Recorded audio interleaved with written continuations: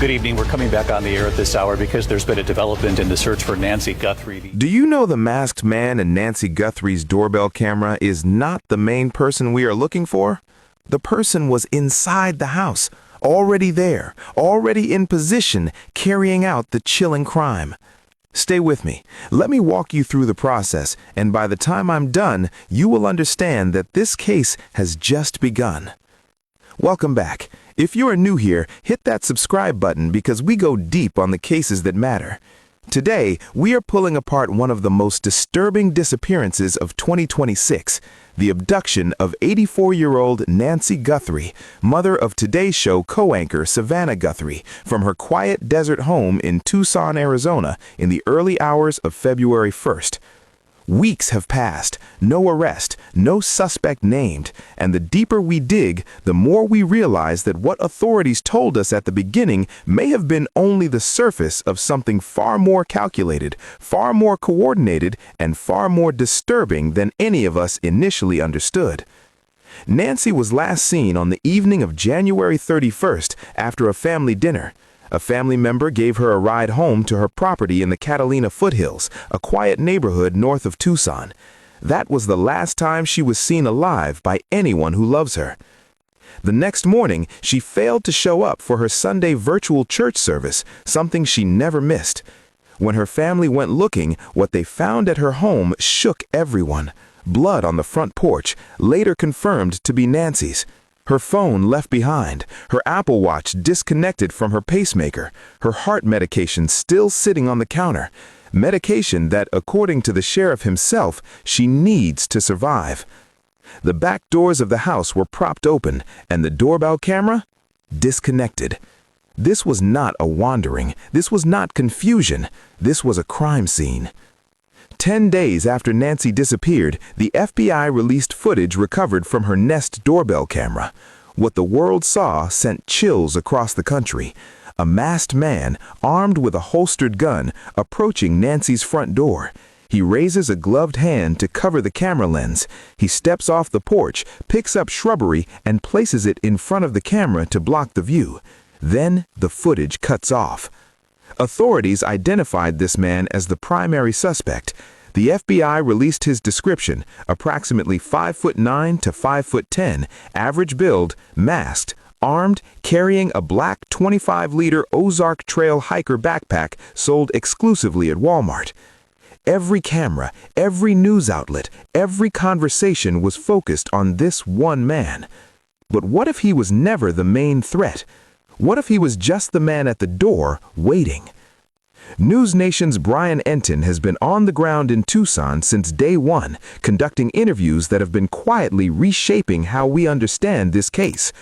One of the most powerful came from a neighbor named Laura, a woman who lives close enough to Nancy's property to understand exactly how her home is built. Laura told Enton something that stopped the conversation cold. She does not believe the masked man on camera was ever trying to break in through the front door. Her reason? The security gate. Nancy had installed a heavy metal security gate at her front entrance, the kind that, if locked, is virtually impossible to breach quietly or quickly.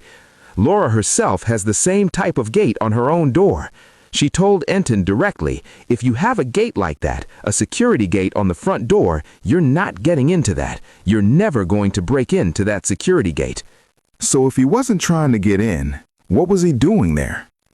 Laura's theory is chilling. She believes there was someone already inside the house, an accomplice who had entered through a different access point, possibly the back of the property, and was already with Nancy when the masked man appeared at the front. The masked man, in Laura's view, was not the intruder, he was the assistant. He was positioned at the front door, waiting for it to be opened from the inside so he could help remove Nancy. Her exact words, "He's at the front door waiting for that person to open the door so that he can assist when bringing Nancy out." Laura also added something deeply personal. She said she had cared for her own elderly mother, a woman who weighed around 120 pounds, and even at that weight, moving someone who is unable or unwilling to move is enormously difficult. Nancy Guthrie is estimated to weigh between 140 and 150 pounds. Laura's conclusion? One person could not have done this. She believes at least 2 or 3 individuals were involved. But the neighbor was not the only one talking to Brian Enton off the record. In one of the most gripping interviews in this entire case, Enton sat down with a source from inside the law enforcement community in Tucson, a person so concerned about losing their job that they agreed to speak only under conditions of complete anonymity. Their identity was concealed, their voice was altered. What this source revealed should have been headline news across every platform. According to this insider, the first investigators who responded to Nancy Guthrie's home were inexperienced, not just generally inexperienced, but specifically, critically inexperienced in homicide and abduction cases. The source told Enton that the lead detective assigned to this case had never worked a homicide investigation before. Let that settle. The insider went further. They said that in the very early hours of the investigation, authorities made a fatal assumption that Nancy had simply wandered off, despite the blood, despite the disconnected camera, despite the open doors, despite the missing medication. The investigation was initially treated as a search and rescue operation, not a criminal one. Valuable hours, perhaps the most critical hours in any kidnapping case, were spent chasing the wrong theory. The source's words were devastating. There was an immediate rush to judgment. They rushed to that judgment, stayed with that judgment, and then ran the investigation as if this was a search and rescue issue as opposed to a possible criminal issue. As for the current state of the investigation, the same insider delivered one final gut punch. As of now, there is no name on the table, no direct suspect. The professionals inside the Pima County Sheriff's Office, the source said, described the perpetrator as either lucky as hell or more cunning than almost anyone they have seen before. Here is what makes this case so infuriating to anyone paying close attention.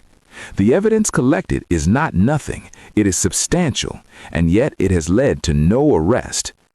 Investigators recovered DNA from inside Nancy's home, DNA that does not belong to Nancy or anyone in close contact with her. That DNA is sitting in a lab in Florida, awaiting a usable profile. Former FBI agent Jennifer Dobler told investigators that the backpack and clothing worn by the suspect, items that appear to be sold at Walmart, could be traced.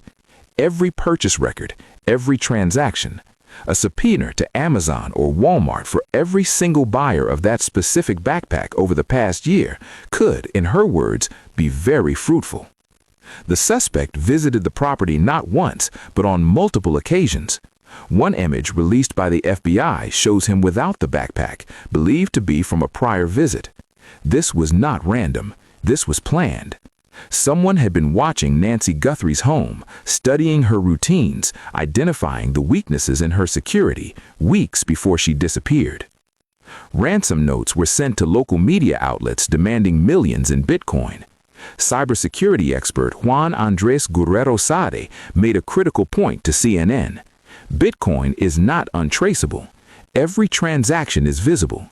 The movements of those funds could expose exactly who is behind this, and yet the Bitcoin wallet tied to the ransom demand has remained empty to this day.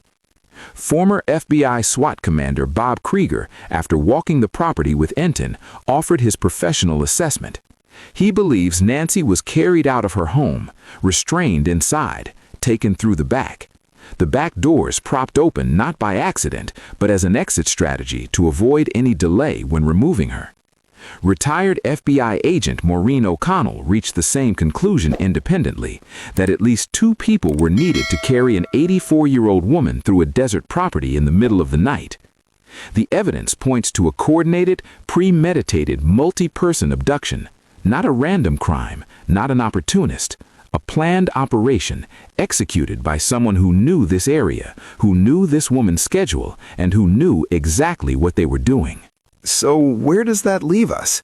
The FBI and the Pima County Sheriff's Office are sitting on DNA, surveillance footage, backpack purchase records, Bitcoin transaction trails, and the knowledge that this suspect visited the property multiple times before the abduction.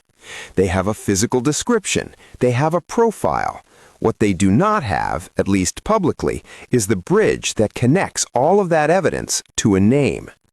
Brian Enton himself believes two things will ultimately crack this case: the $1 million reward offered by the Guthrie family and DNA matched through genetic genealogy, the same method that caught Brian Kohberger in the Idaho murders. It does not require the suspect to have ever submitted their own DNA. It only requires a distant relative, an uncle, a third cousin, to have used a service like Ancestry, and then investigators can work backwards. Former prosecutor Matt Murphy put it plainly: "I think eventually they're going to catch this guy." But eventually is not good enough for Nancy Guthrie's family.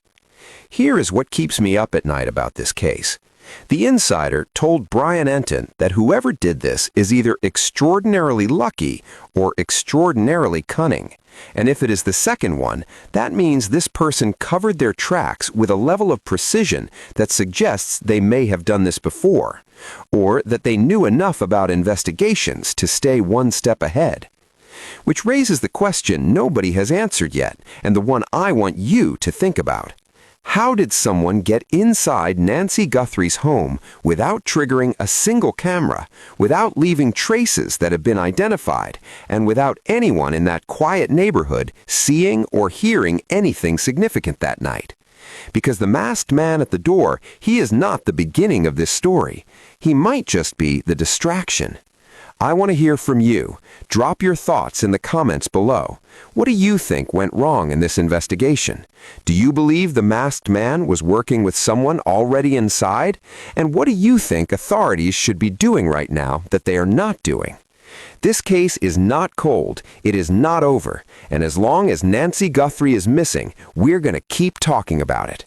Like this video, share it, and make sure you're subscribed so you don't miss the next update, because something tells me this story is about to break wide open.